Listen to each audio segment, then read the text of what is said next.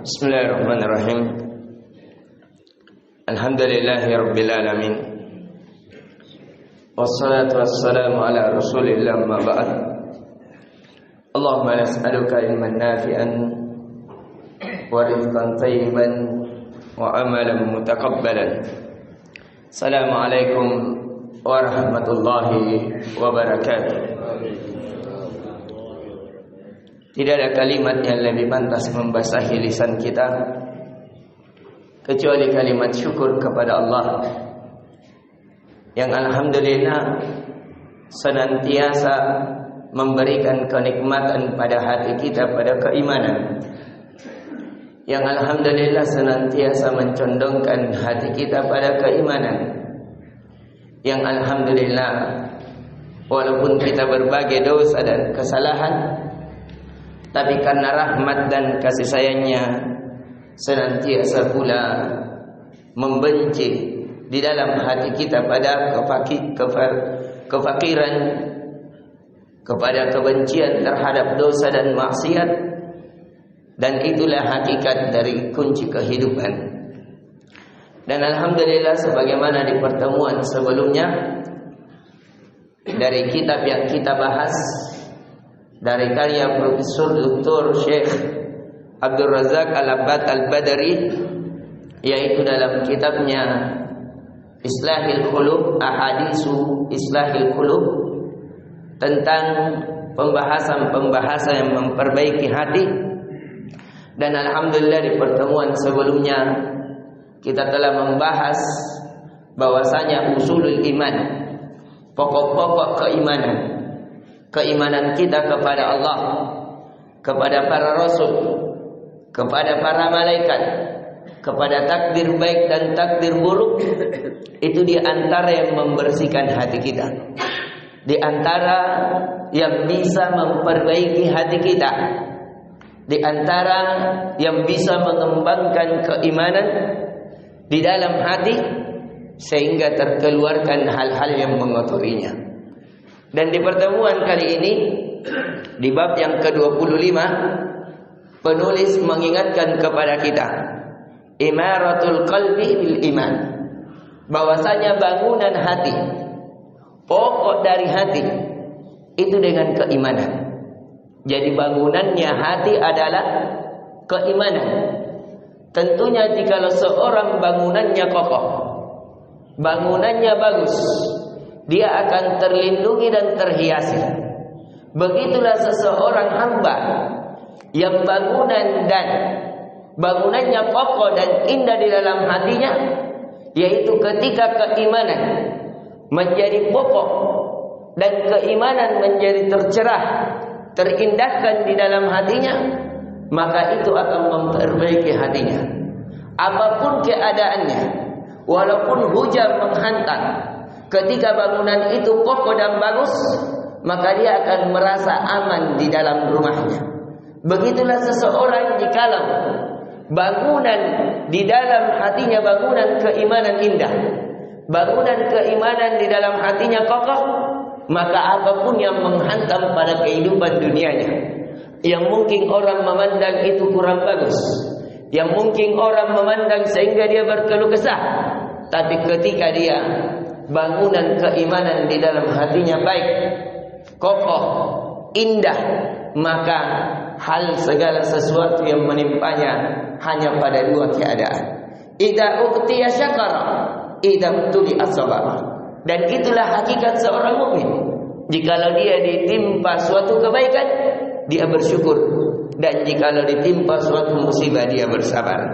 Maka dari itu penulis mengingatkan tentang ayat di dalam surah Al-Hujurat, kata Allah Azza wa Jalla, "Walakinnallaha habbaba ilaikumul iman wa zayyana fi qulubikum wa karraha ilaikumul kufra wal fusuqa wal isyan ulaika humur rasyidun." Akan tetapi dialah Allah yang menjadikan engkau mencintai keimanan dan menjadikan keimanan itu terindahkan di dalam hati kalian, dan menjadikan dari kefasikan, dari kekufuran, dari kemaksiatan terbenci di dalam hati kalian, dan barang siapa yang kata Allah di dalam hatinya terdapat hal yang seperti itu, mereka itulah kata Allah orang-orang yang mendapatkan petunjuk.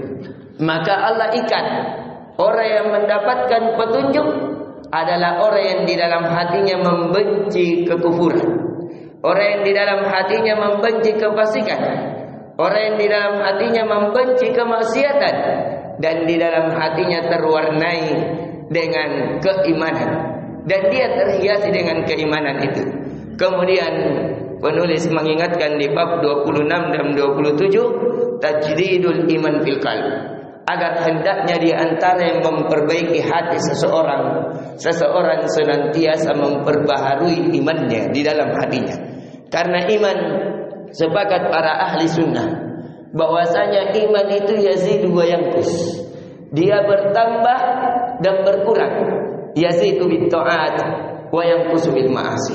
Keimanan dia akan bertambah sampai-sampai kata para ulama dia bertambah sampai bisa melewati 7 lapis bumi, 7 lapis langit besarnya. Disebabkan apa? Di dalamnya terbesarkan dengan pengagungan kepada Allah, sampai terkadang seseorang hal-hal yang mustahil bisa menjadi seperti nyata disebabkan bulatnya tekad dalam iman. Dan kata para ulama wa yanqusu bil ma'asi, dan dia akan terkurahkan, bahkan bisa keluar dari dada seseorang disebabkan dari dosa dan maksiat. Inti pelajaran yang bisa kita petik di pelajaran di subuh kali ini, bahwa kata penulis imaratul qalbil iman, bahwa bangunan pada hati itu adalah iman. Hendaknya seseorang memperbaiki bangunannya jikalau ingin aman dari hujan-hujan, dari penderitaan dunia. Walaupun ketika dia bangunan di dalam hatinya dengan keimanan itu terindahkan, kokoh, maka tidak ada yang mempengaruhi dalam kehidupannya. Kemudian penulis mengingatkan hendaknya seseorang senantiasa memperbaiki imannya. Dengan apa diperbaiki iman? Dengan Al-Quran. Dengan apa diperbarui iman?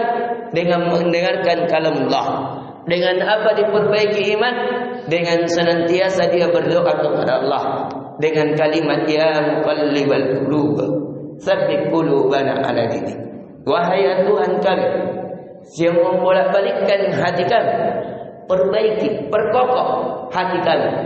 Dia harus senantiasa memperkokoh sampai Allah mewajibkan kita senantiasa meminta kepada Allah agar dikokohkan, agar diteguhkan, agar diberi jalan, agar diwafatkan di atasnya 17 kali dalam sehari, yaitu kalimat ihdinas siratal mustaqim. Maka dari itu makna ihdina, kata Syekh Abdul Rahman bin Nasir As-Sa'di, bukan hanya berilah kami petunjuk, tapi beri kami petunjuk, tegakkan kami di atasnya, wafatkan kami di atasnya. Itu dari makna ihdina. Kemudian yang terakhir, salahil qulubi bil iman, baiknya hati itu hanya dengan keimanan. Ini yang bisa kita ingatkan tentang 3 perkara yang diingatkan oleh Syekh dari bab yang ke-25, bahwasanya bangunan hati itu dengan keimanan. Kemudian hendaknya iman itu senantiasa diperbaiki dengan banyak melakukan ketaatan kepada Allah, dan terlebih utama Nabi sallallahu alaihi wasallam khususkan kalau ketika iman kita turun, kata Nabi sallallahu alaihi wasallam, jaddidu imanakum bila ilaha illallah. Kata Nabi sallallahu alaihi wasallam, perbaharuilah iman kalian dengan kalimat la ilaha illallah. Kalau iman kita lemah, maka menyendiri segera sebelum iman itu terangkat, tercabut, menghilang dari ruh kita dengan memperbanyak la ilaha illallah. Kemudian yang ketiga, bahwasanya baiknya hati seseorang ketika bagaimana interaksinya dengan hal-hal keimanan, dengan zikir kepada Allah, membaca Al-Quran, berdoa, dan selainnya dari hal-hal yang memperbaiki imannya. Ini yang bisa kita berikan, semoga memberikan manfaat kepada kita seluruhnya. Dan kita berdoa kepada Allah, semoga Allah senantiasa mencondongkan hati kita pada keimanan, meneguhkan hati kita pada keimanan, dan memperindah keimanan itu di dalam hati kita pada hari ini, hari esok, sampai hari tidak ada lagi hari yang tidak bermanfaat lagi harta dan benda, yaitu pada hari kita bertemu dengan Allah. Semoga Allah memperkokohkan iman kita, dan semoga iman kita ini tercukupkan menghadap kepada Allah, sehingga digugurkan dosa-dosa dan kesalahan kita dirahmati dan dimasukkan ke dalam surganya. Amin ya rabbal alamin. Innahu waliyyu dzalika wal qadiru alaih. Subhanakallahumma bihamdik, asyhadu an la ilaha illa anta, astaghfiruka wa atubu ilaik. Assalamualaikum warahmatullahi wabarakatuh.